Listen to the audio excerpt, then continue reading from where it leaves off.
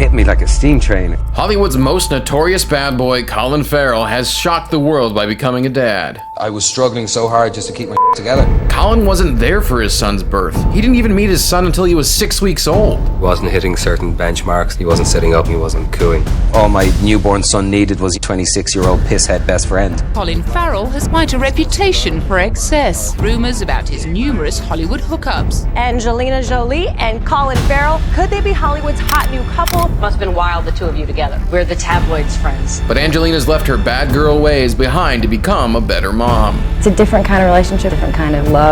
I would die for my son. Having a kid changes you. No, it doesn't. I think a mother's love is strangling in its purity and its heaviness. Colin Farrell gets a brutal wake-up call revealing his son's devastating diagnosis. James started having seizures. It's a rare disorder. It's called Angelman syndrome. It's a world rocker. No verbal speech. You're told your child may never walk. What will happen to James? But he hasn't given it all up yet. Partying, drinking, all that other stuff. As a mother, that thought upsets me. It would break the child.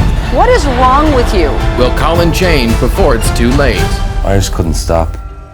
The first time I met James, he was 6 weeks old because I was in Morocco doing Alexander, and I met him on a runway, and I'll never forget the moment she opened the shawl and I saw him for the first time, and it was the most powerful thing I've ever experienced.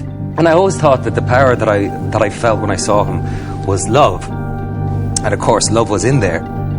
But I wasn't in any condition at the time to take care of another human being. I thought all my newborn son needed was a 26-year-old pisshead best friend. By the time he became a dad, Colin had already earned the reputation of being Hollywood's bad boy.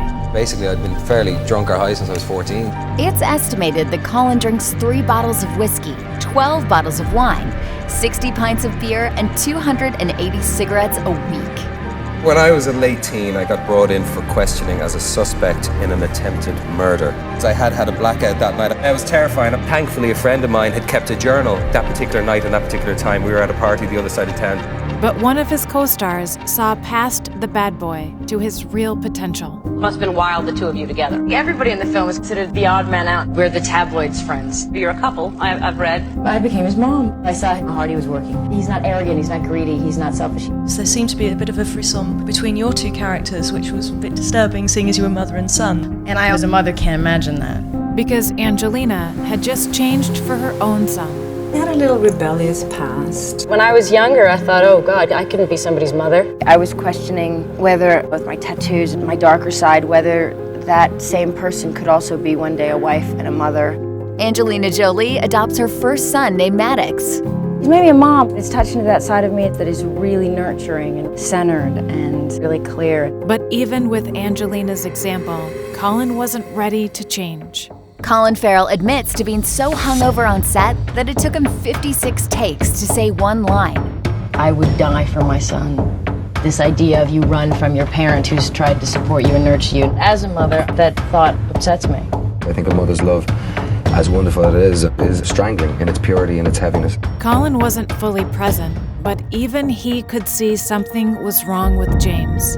We noticed with James at the age of about 7 or 8 months, he wasn't hitting certain benchmarks. He wasn't sitting up, he wasn't crawling, he wasn't cooing. James started having seizures really early. Terrified, Colin took James to the doctor. It was actually when a doctor saw how happy he was like, does he always smile this much? And I went, yeah. And he went, does he like water? And we said, obsessed with water. And he said, has it been tested for Angelman? I said, no. And they tested him, and that was it. Angelman syndrome is a neurogenetic condition that manifests itself in different ways. Impaired speech or complete lack of speech, jerky gait, trouble with fine motor skills. Imagine that you're told your child may never walk. It's a world rocker. I wept. Colin let his fear for James overwhelm him. Fear will drive you to do incredible things. There are periods of your life when you can't remember what was going on. For me, if someone who was drunk for 15 years, high for a good few as well. The memories of all the stuff that happened when I was doing that stuff were taken. And nothing there at all, just a gap. Just a gap, wow, void. Colin realized that if he didn't change, he could lose James forever.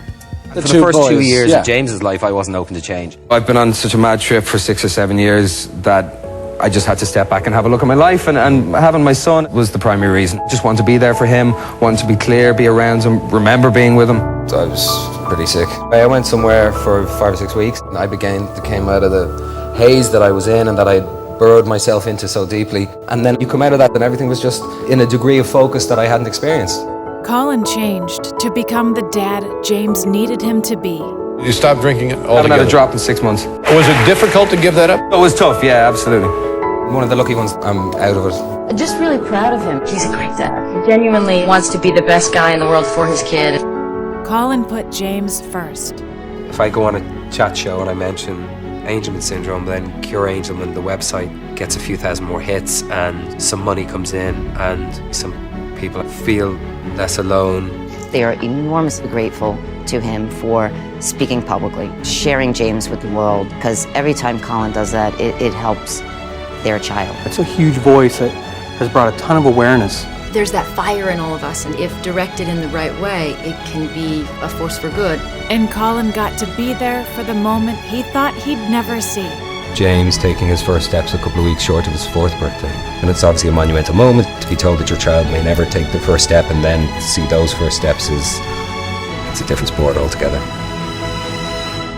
Colin learned that you have to choose what kind of parent you want to be for your kid. I made some changes in my life which allowed me to open up to the gravity of bringing a child into the world. On the inside, I'm just a dad of a child that has this condition. He's just really, really bright light that illuminates everybody he comes in contact with. And people say having a kid changes you. No, it doesn't. Look around the world. There's so many people it doesn't change. But it should change you. But to have change in your life, I think, lasting change, effective change, positive change, you have to be open.